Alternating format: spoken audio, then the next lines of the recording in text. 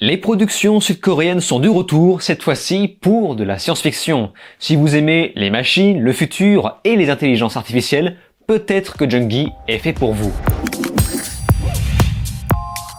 Salut à tous, c'est Vince sur Plot Time et on se retrouve aujourd'hui pour parler d'un petit film sud-coréen de science-fiction, ça change, réalisé par un certain Yeon Sang-ho. Et sachez que j'ai très peu d'informations dessus tellement que c'est pas connu. Personnellement, les simples mots-clés comme SF ou encore sud-coréen ont suffi à me convaincre à m'intéresser plus amplement à ce sujet. Donc sans plus attendre, plongeons-nous dans ce nouveau film.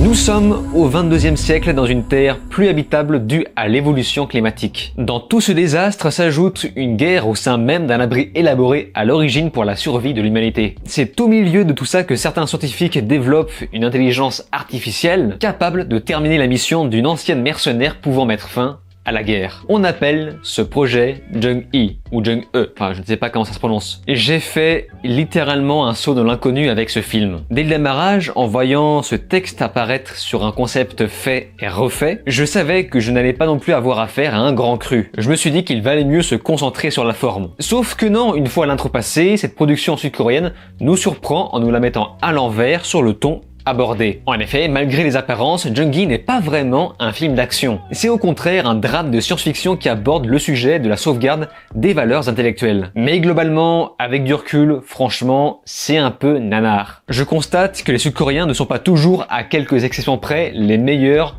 en matière de science-fiction. Si vous avez déjà vu la série Westworld, vous avez tout vu. Et ce film n'ira malheureusement pas vraiment plus loin, en plus d'être très court. En vérité, le plus réussi est l'aspect totalement dystopique de cet univers pourtant progressiste et très développé au niveau de la science et de la technologie. Là où on pense que toutes ces choses nous apportera quelque chose de positif, eh bien il se passe tout l'inverse dans ce film. Les scénaristes ont pris le soin de présenter les différentes classes sociales, qui subissent bien sûr un sort différent en fonction de leurs moyens. Il y a aussi une subtile façon de traiter de l'exploitation humaine à travers la numérisation présentée dans ce film. Jung-gi est un film qui va beaucoup parler de la maternité et de la relation mère-fille avec le sentiment d'abandon. Hélas, il s'est passé ce que j'imaginais, l'ensemble ne parvient pas réellement à se conclure. Ça se finit plutôt en queue de poisson, on se dit « oui » et... Pour ma part, j'aime beaucoup la SF, mais pas spécialement celle que Jung-gi nous propose. À vrai dire, ça fait un peu adolescent. Vous savez, les effets avec plein de trucs à l'écran pour donner une impression de complexité, alors qu'en vérité, disons-le franchement, c'est dégueulasse. Et j'ai l'impression que le film ne cherche pas spécialement à taper dans de l'originalité. C'est presque comme si on regardait un vieux direct ou DVD, tellement que tout a déjà été fait dans la SF, parfois en mieux par le passé. Ceci étant dit, après avoir pris conscience de ce qu'est réellement le produit, il faut reconnaître que c'est malgré tout plutôt maîtrisé. Certes, la volonté de surenchérir fait parfois peur, avec la 3D qui bave parfois à l'écran, mais ça marche quand même. Les effets spéciaux dans leur globalité restent malgré tout réussis. Je dirais même plus,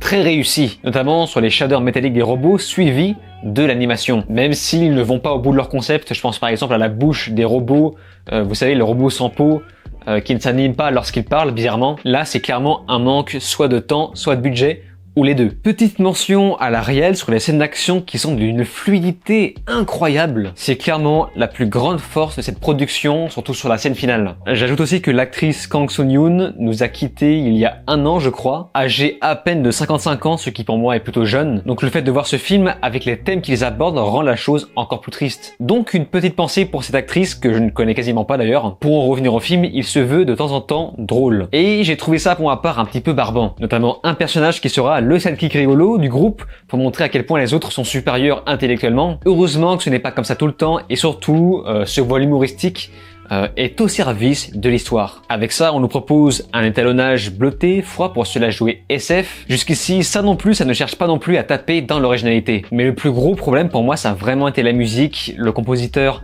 a fait son travail, il n'y a pas de problème, mais on n'entend que des sons d'ambiance rythmés de thrillers d'action qui deviennent rapidement fatigants. Alors certes, parfois, il y a quelques petits thèmes qui sortent un petit peu du lot, mais là pour le coup, jamais je ne réécouterai ça pour le plaisir. Jung-gi est un film qui m'a fait penser à une autre fiction sud-coréenne sorti sur Netflix, Space Sweepers, que tout le monde a oublié. Sauf que là, encore une fois, le film n'est pas totalement orienté action, et pas aussi ambitieux non plus. Il va aborder des sujets plus durs, ce n'est pas une histoire qui se veut fun. Et j'ajoute que malgré son manque d'originalité, il a au moins l'avantage de ne pas se vendre comme quelque chose de prétentieux. C'est un divertissement qui sait ce qu'il est et se vend comme tel. Dans l'ensemble, ce n'est donc pas un film que je vous recommande particulièrement, sauf si là, maintenant, vous avez vraiment soif de SF. Je vous invite plutôt à checker des films du type iRobot. Alors, certes, ça n'aborde pas exactement les mêmes thèmes autour de l'intelligence artificielle, mais sur la forme, en plus d'y ressembler, eh bien, c'est mieux. Bref, en tout cas, si vous avez déjà vu ce film, comme à chaque fois, je vous invite à me faire part de votre avis dans les commentaires. J'y porterai attention. Et c'est donc sur ces mots qu'on se laisse. N'oubliez pas de vous abonner à ma chaîne YouTube, cliquez sur la cloche, souscrire si vous pouvez, et de me rejoindre sur les réseaux sociaux. Je vous dis alors ciao et à la prochaine.